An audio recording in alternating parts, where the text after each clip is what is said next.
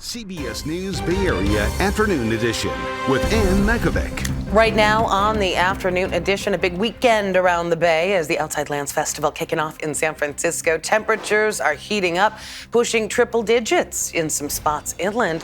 Thanks for joining us this Friday. The Bay Area enjoying some summer weather, and today is the peak of the heat. Let's take a live look at some of our cameras around the Bay this afternoon. Plenty of sunshine with some upper 90s expected inland, and it's even going to be a warm one for concert goers heading to Outside Lands. Meteorologist Zoe Mintz helping us plan out the weekends.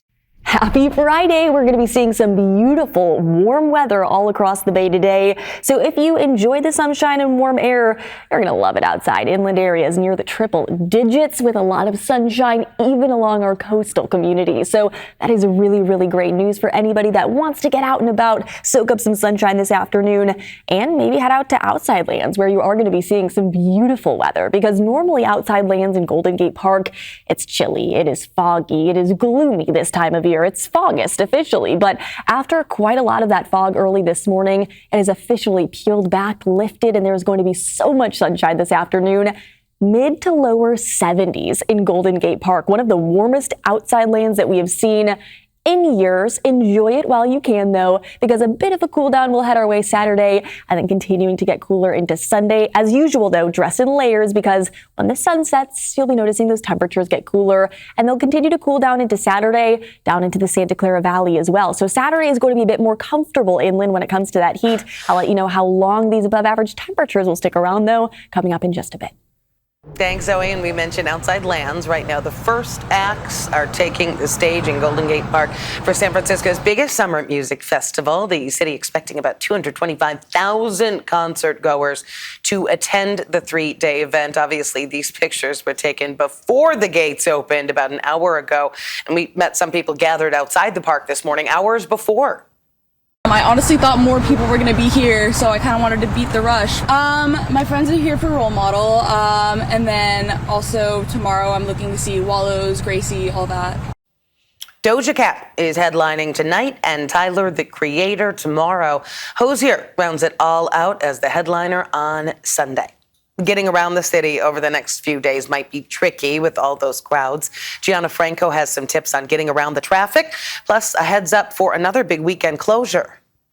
It's going to be a busy weekend here in the Bay Area when it comes to traffic. Outside Lands in San Francisco, plus that closure along 680. So if you do plan on taking 680 this weekend, northbound will be completely shut down for 55 hours straight, starting at 10 o'clock on Friday night until 5 a.m. on Monday. This is at the Mission San Jose overpass, right at the junction between 680 and Highway 238. There are detours that will be in place. Crews will be working on the bridge deck and replacing joints and repaving the roadway. Outside Lands happening at Golden Gate Park. Parking will be limited. They do have shuttle services in place. Use public transportation. That is your best bet to get over towards Golden Gate Park. It's happening Friday through Sunday, and they're expecting some big crowds. A father in Walnut Creek trying to make it safer for kids across the city to get to school as a new school year begins. Suji Nam shows us how he is rallying fellow parents to petition for some traffic safety improvements.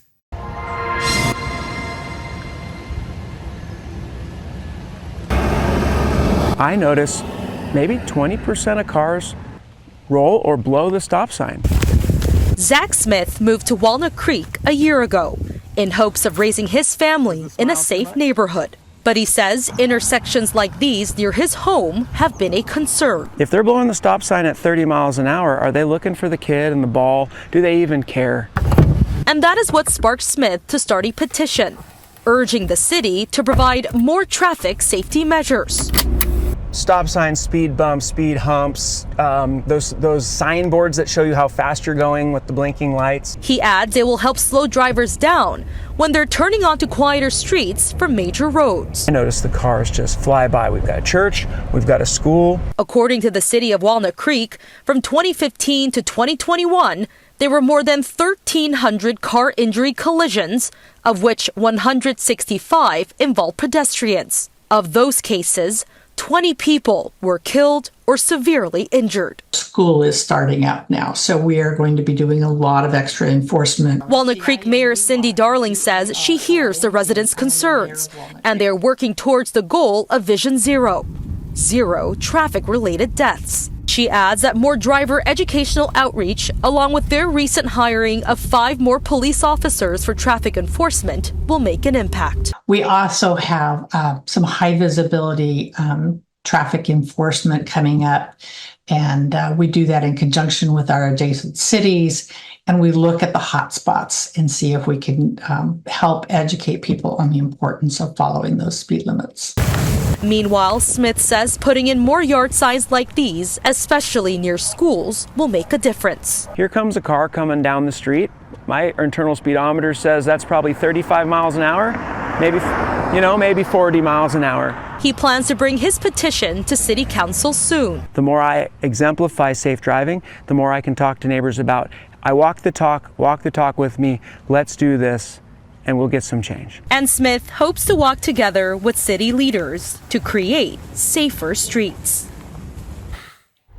All right, taking a live look at the state capitol, where this afternoon Governor Newsom is hosting Texas House Democrats who left the state to prevent Republicans from voting on a redistricting plan. The Democrats have been out of Texas since Monday, keeping the Republican-led chamber from voting on the proposed plan that could give the GOP 5 more House seats. Newsom has been a vocal critic of the move. Today, he is expected to release his own plan to redraw California's congressional districts in favor of Democrats if Texas follows through with its push.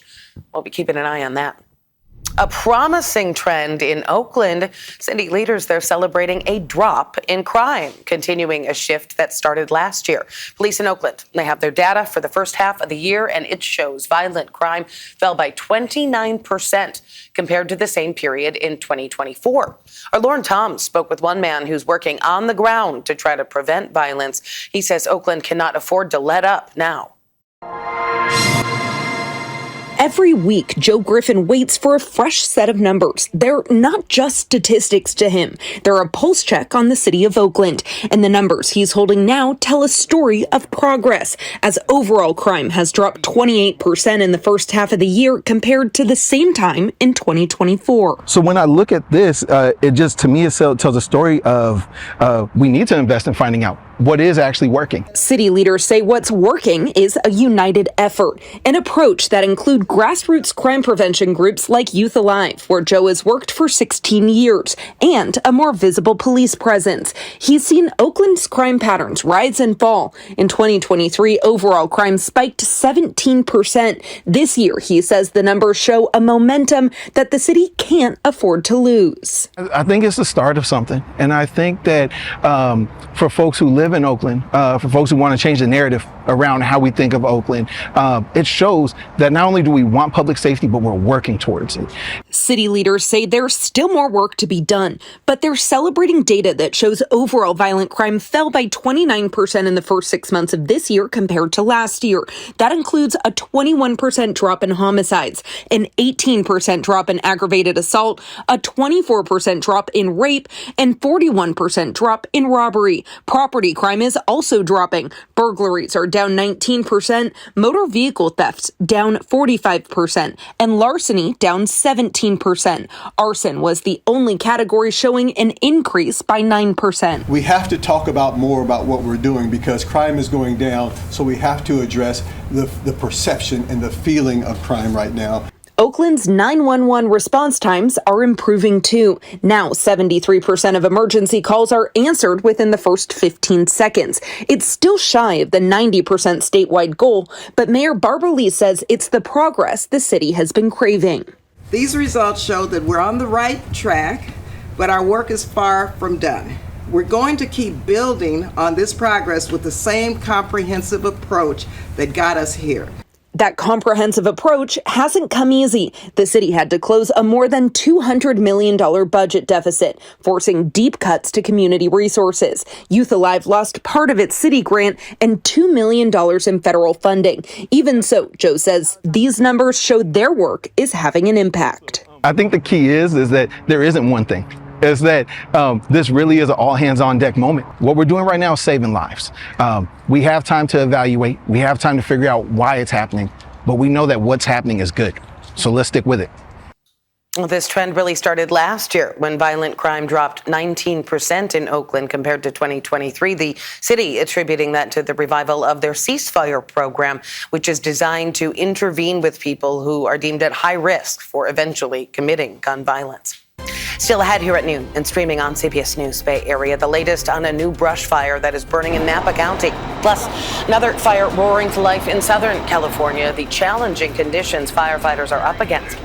And we are one day away from seeing the red and gold back on the field at Levi Stadium, how the Niners teamed up with their opponents to prepare.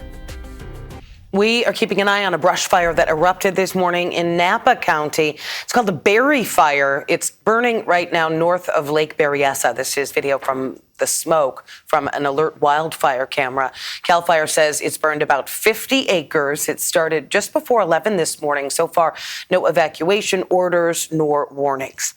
About 25,000 people are now under evacuation orders in Southern California after the Canyon Fire grew to nearly 5,000 acres. This one broke out yesterday afternoon in Ventura County, not far from Lake Castaic, and then moved east into LA County. It was fanned by hot temperatures and gusty winds, but crews were able to take advantage of some cooler temperatures to gain ground overnight. So far, this fire is 25% contained. We have all the animals in the car, important documents, and we're ready if we got to go. Scary, that's for sure, but I'm going to try to stay as long as I can to protect my home. This is the fourth wildfire to break out in the region in recent days. On the Central Coast, the Gifford Fire is the state's largest wildfire so far this year. It has grown to almost 100,000 acres, burning in both San Luis Obispo and Santa Barbara counties. It broke out exactly 1 week ago in the Los Padres National Forest. Crews have made progress. It is now 15% contained. Closer to home, temperatures are heating up, as we've been talking about. Let's check back in with meteorologist Zoe Nentz. Happy Friday! We have made it through a really gorgeous week all across the Bay Area, and more seasonable, if not well above average temperatures are on the way. Inland areas, you've probably been waiting for the more summer-like heat, and it's arrived today. Today is the peak of that heat. Those temperatures getting into the upper 90s, right on the cusp of those triple digits in places like Fairfield and over to Antioch. This is going to be the hottest part of the Bay Area, but even down into the Santa Clara Valley, we'll be seeing those temperatures getting into the mid-90s and a few 90s even sprinkled in across our North Bay communities. Upper 70s to mid to upper 80s for areas by the Bay, and even upper 60s directly along the coast. It is going to be about 5 to 10 degrees above average all across the Bay Area. And today, like I said, is the peak of the heat. So if you like the warm weather, you enjoy the summer-like heat, today is your day to get out and about and enjoy yourself, because a gradual cool down will be heading our way later this upcoming weekend and into early next week. So those of you who like the 70s, I'm sure you've been enjoying this past week, because we have only seen 2 70-degree days in June and July. But in just the first full week of the month of August, we've seen 2 70-degree days. So just 1 week, we've seen the same amount of 70-degree days that we saw in the first 2 months of the summer season. Still, though, only 4 70-degree days so far this summer puts us at the least number of 70-degree days in the summer season since 1967. But this afternoon, we are likely going to be reaching that 70-degree mark once again, making it 5 days so far this summer at or above 70 degrees. 5 to 10 degrees above average all across the Bay Area again today. But by tomorrow, you'll be noticing those 2 areas of high pressure that were dominating the forecast for the past several days beginning to subside, beginning to move away from the Bay Area, allowing for that gradual cool down Saturday and into Sunday. And then by mid to late next week, we'll actually continue to see those temperatures cooling down back to below average for this time of year. So a cool down is on the way, and it's going to be heading our way. Likely Tuesday is going to be that big cool down, and those cloudier conditions, those windier conditions as well. So moral of this story is, if you love the summer-like heat and the sunshine, today, tomorrow, and Sunday are the days for you. If you don't, though, as usual for this time of year, head on over to the coast, and we are going to be seeing a lot more comfortable heat, but still mid to upper 70s. Those of us without air conditioning, it's getting hot out there this weekend, but you just have to wait a couple days before the more comfortable or chilly returns to the area. The 49ers getting ready for their first preseason game against the Denver Broncos tomorrow, which you can watch right here on KPIX5. Here's Vern Glenn with our Red and Gold report. This is the Audi Red and Gold report. The 49ers and Broncos opened the preseason on Saturday at Levi's Stadium. But Thursday, the teams got an early look at each other in Santa Clara. San Francisco and Denver held a joint practice where the Niners got to see former teammates Dre Greenlaw, Talanoa Hufanga, and Mike McGlinchey. And after 2 weeks of practicing against each other, the 49ers were happy to face someone new. Felt great. Yeah, it's always great to see where you're at in camp, and it's about that time. We're tired of going against each other, so it's always good to see some fresh faces out there. I think the guys are getting a little bored trying to get better every day versus themselves, so I think they were more excited to go against someone else today, but there's nothing that I really make up like, hey, today we're going against someone else, so we have to do A, B, and C. And it's the exact same meeting in the morning that I've had all the other 12 days. It's a different jersey out there. With the Red and Gold report, I'm Vern Glenn. Still ahead, it was an ocean mystery, something wiping out sea stars for 12 years. But scientists have found the reason, and they are ready to bring them back. We'll explain. In today's Project Earth, for more than a decade, a puzzling disease has killed billions of starfish from Alaska down to Baja California. But now the mystery of what's been causing the deaths has been solved, and some Bay Area scientists are already working on new ways to try to protect them.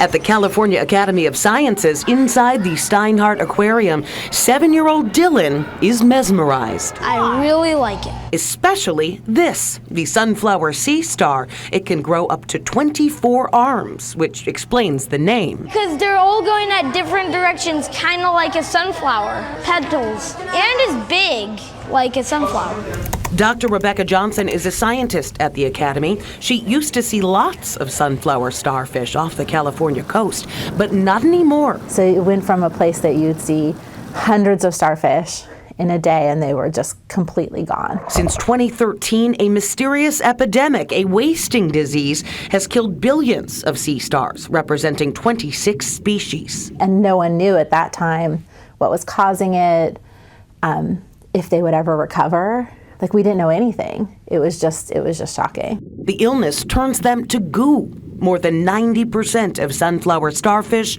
wiped out.